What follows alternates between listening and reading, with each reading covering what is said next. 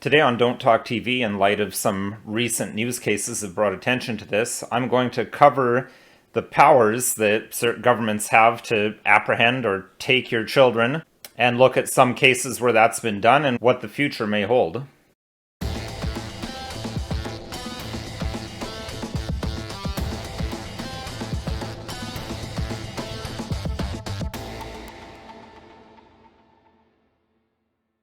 Hello, my name is Nicholas Wansbutter. I'm a lawyer in Stratford, Ontario, Canada, and welcome to Don't Talk TV.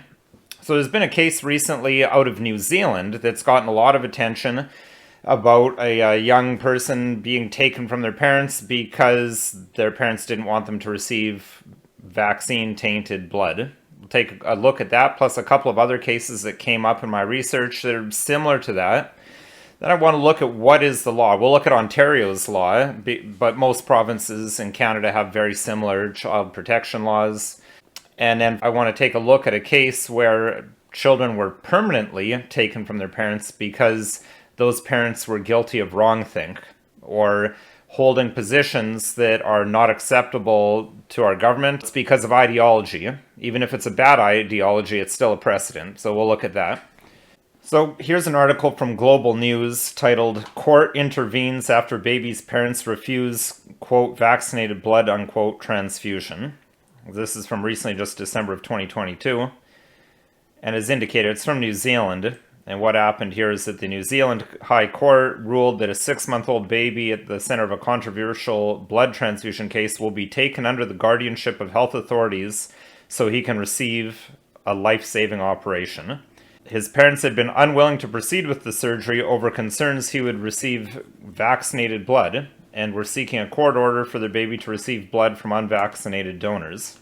So I think it's noteworthy here, and now granted this is New Zealand, but it's noteworthy that the child is being taken not because the parents are refusing the treatment, it's because the parents had the audacity to ask for treatment to be done in a way that's consistent with their values, their beliefs. These are people who are obviously concerned about what danger there might be from the COVID-19 vaccines, and there's starting to be more and more evidence that there are causes for concern over those. They didn't want their child to have that. They're apparently happy to have the procedure done with clean blood, but no, this is another aspect of the medical tyranny, as I'll call it, that we've seen the last couple of years, where no, it's what the state and what the medical doctors who are really employed by the state, what they say you need to have, and you don't have medical choice. And I mean, we've seen that. I mean, that goes right back to vaccine mandates, that medical choice is rapidly becoming a thing of the past. Now, that was a New Zealand case, but this is certainly not unique to New Zealand. Here's a case from the Hamilton Spectator. "Forced Treatment, a Battle Over Rights" is the title. And it says here that in Hamilton, the case of an 11-year-old boy will be in the court today at 2 p.m., and the parents will be fighting to regain custody of their child. The family of the boy were forced into cancer treatment by the Hamilton Children's Aid Society. And it says that the child was taken by the CAS last week after he and his family rejected chemotherapy to treat acute lymphoblastic leukemia. Now again, interesting, it says that the child also refused it. Yet on the other hand, young people of that age apparently have the right to consent without parental involvement if it is something like getting a sex change or getting the vaccine. But if they don't want to do what the state says, now all of a sudden they don't have that choice. And just one more article. Here's one from CBC from February of this year, so it's a little bit older. Unvaccinated New Brunswick dad loses custody of at-risk child.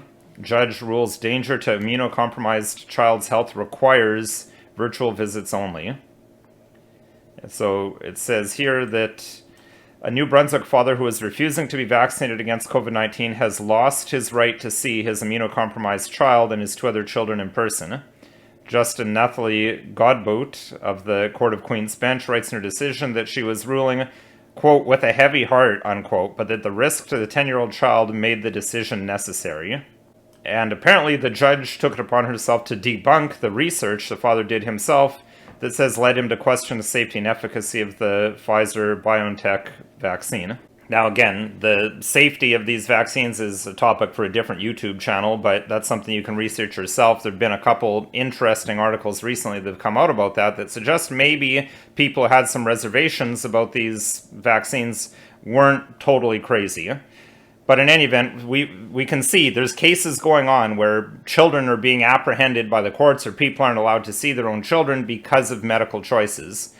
Now, this has people upset, but I mean, really, the courts have been able to do this, and children's aid societies have been able and have been doing this for decades, closing in on centuries. I mean, we can go back to the residential schools where Indigenous people had their children taken away from them. I mean, the same thing is going on. It's just the reason for children being apprehended changes sometimes, but we're still thoroughly into what I would call ideology-based apprehension of children versus a situation where they're actually physically in danger, being physically abused or sexually abused by caregivers. So let's take a look at the law in Ontario. I don't have time to go through all the provinces, but they're all quite similar. So we'll do Ontario because that's where my practice is. So I have open here the Child and Family Services Act from 1990 in Ontario. So as I say, decades this has been in effect. There's a number of sections here, but child protection is the section I'm interested in. So we're going to look under section 40 at child apprehension. A warrant can be obtained under certain circumstances, but let's look to apprehension without a warrant, because that's the one that happens a lot more often. I mean, really, if you have the ability to apprehend without a warrant, why would you even bother getting a warrant? So it says a child protection worker who believes on reasonable and probable grounds that A, a child is in need of protection, A.1, the child is less than 16 years old, and B, there would be a substantial risk to the child's health or safety during the time necessary to bring the matter on for a hearing under subsection 47 sub 1 or to obtain a warrant, may, without a warrant, bring the child to a place of safety. Bring a child to a place of safety means apprehend them, take them away from their parents, and put them in a foster home or a government facility. And police can be called in under subsection 8 to assist with this. And generally they are, because as you can imagine, a lot of people aren't particularly happy about having their children taken by the state. The definitions are always one of the most important things in law. So we look at section 37 that lays out the definitions for child protection. 37 sub 2 defines what is a child in need of protection. So a child is in need of protection where they've suffered physical harm inflicted by the person having charge of them, where there's a risk that they'll suffer physical harm, where they've been sexually molested, where there's a risk that they could be sexually molested. But here's the ones that are key for my discussion today. Subsection E, the child requires medical treatment to cure, prevent, or alleviate physical harm or suffering, and the child's parent or the person having charge of the child does not provide or refuses or is unavailable or unable to consent to the treatment. And sub F, the child has suffered emotional harm demonstrated by serious anxiety, depression, withdrawal, self-destructive or aggressive behavior, or delayed development.